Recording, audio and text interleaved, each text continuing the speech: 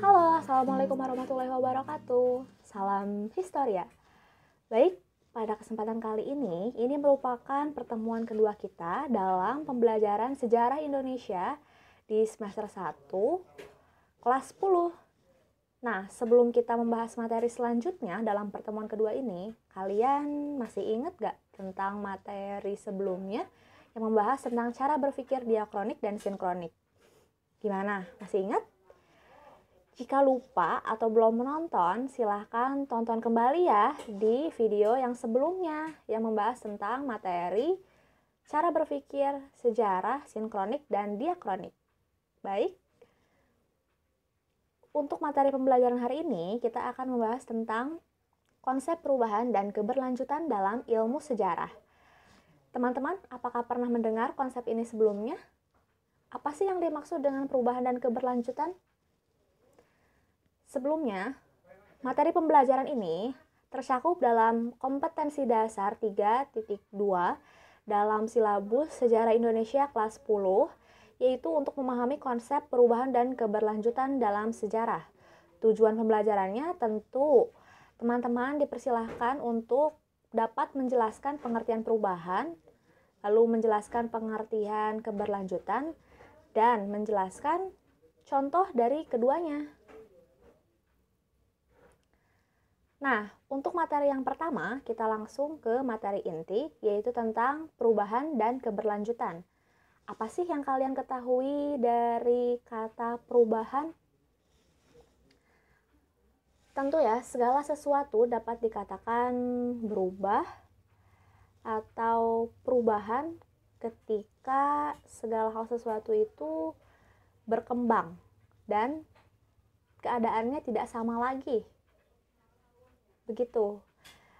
Adapun dalam slide kita dapat melihat bahwa definisi dari perubahan adalah suatu keadaan berubah atau peralihan dan saat suatu keadaan yang sekarang tidak sama lagi dengan masa kini, masa lalu maupun masa yang akan datang.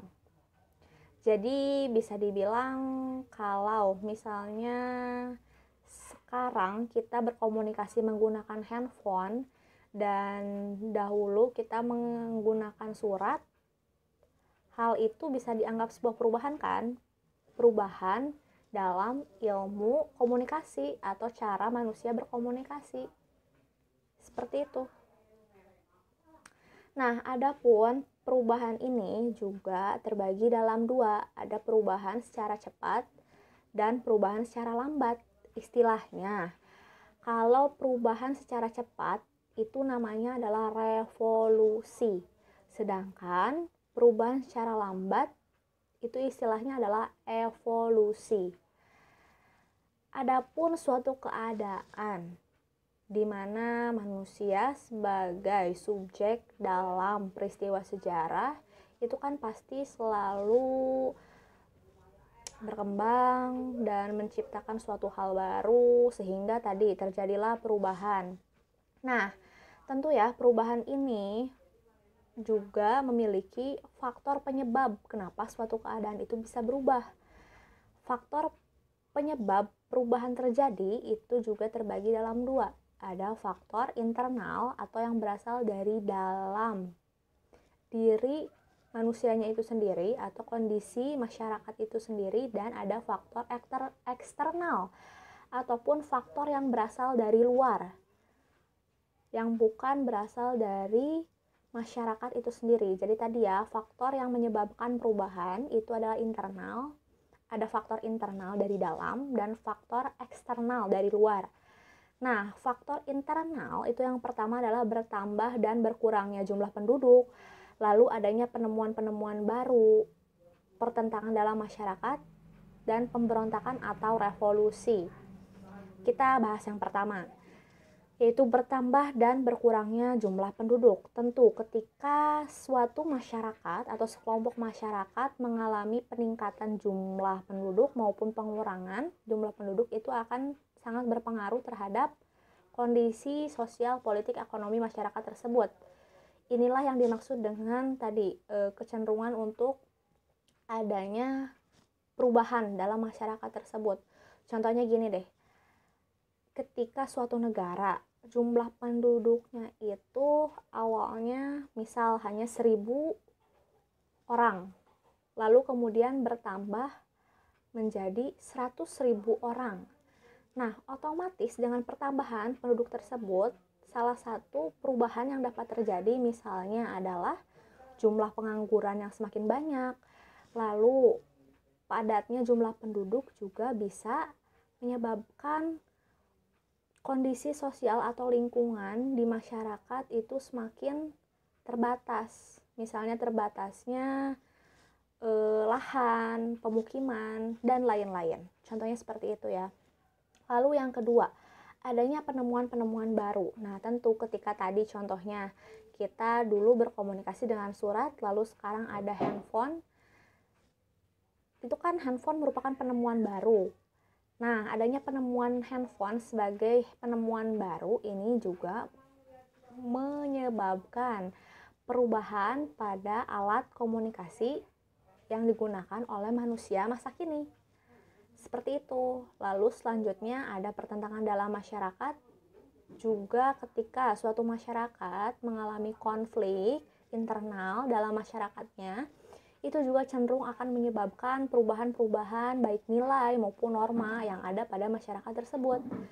Dan yang keempat, adanya pemberontakan atau revolusi. Seperti itu. Nah, selanjutnya adalah faktor eksternal. Faktor eksternal tadi adalah faktor yang berasal dari luar masyarakat itu sendiri. Yang pertama itu ada lingkungan fisik. Tentu ketika lingkungan di pegunungan, lingkungan geografis di pantai itu akan beda ya masyarakatnya.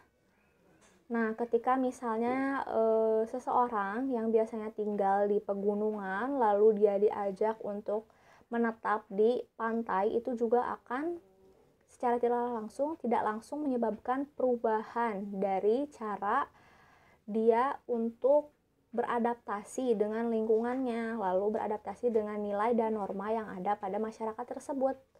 Nah, selanjutnya adalah peperangan. Peperangan juga tentu itu sangat berakibat besar sekali terhadap perubahan yang terjadi pada masyarakat. Nah, yang ketiga adalah kebudayaan baru.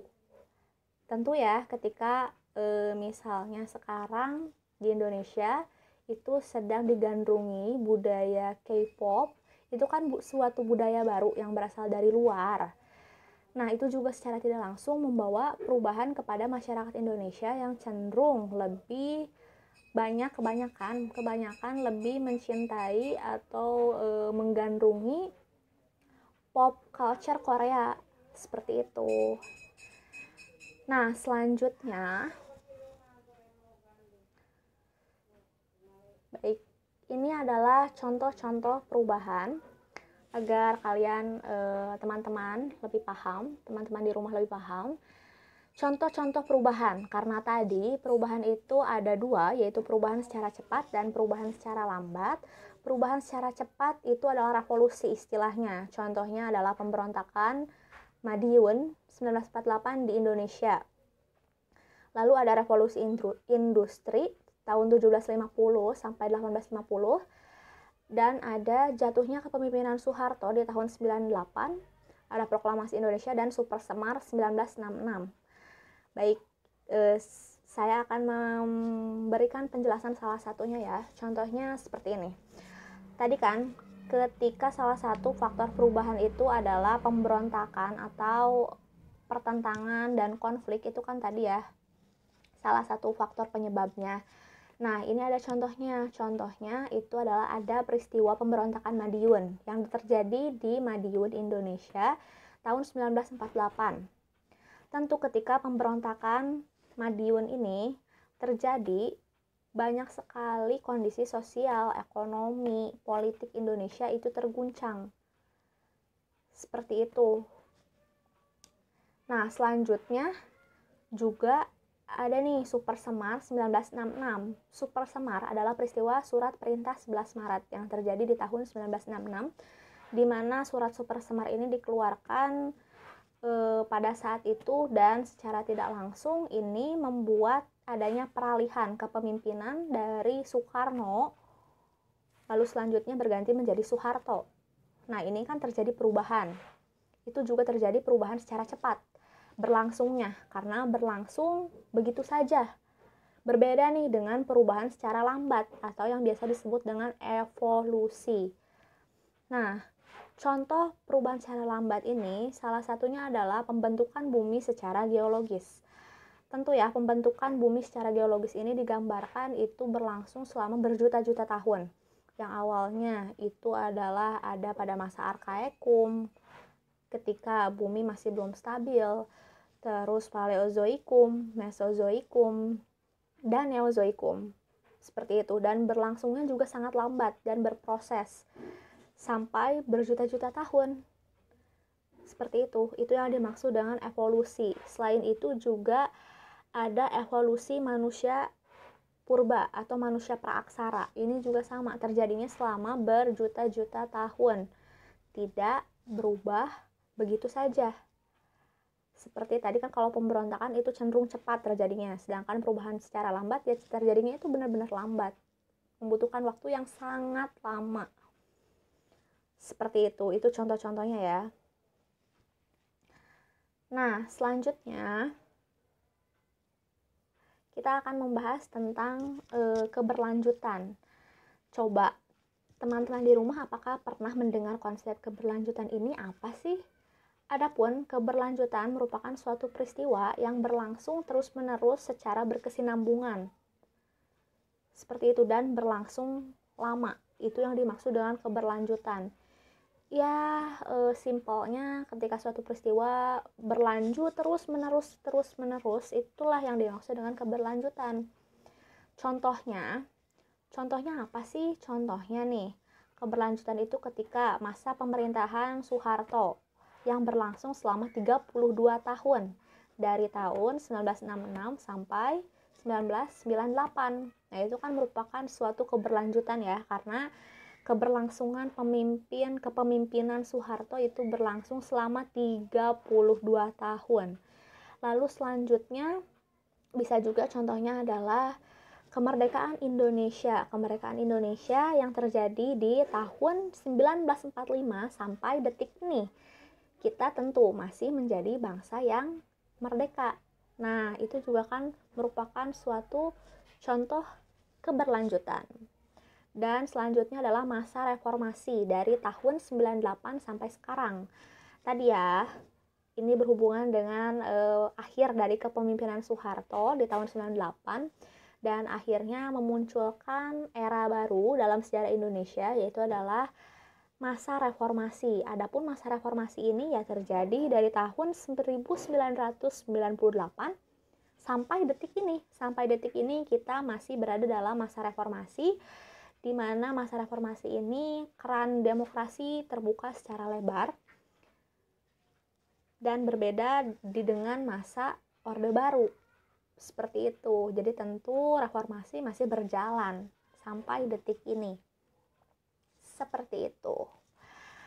Bagaimana? Apakah kalian paham dengan materi pembelajaran kita hari ini? Jika belum paham, silahkan tulis komen di bawah. Oke, terima kasih telah mengikuti pembelajaran hari ini. Mudah-mudahan kalian diberikan semangat selalu ya. Jangan lupa like dan subscribe juga. Sampai jumpa.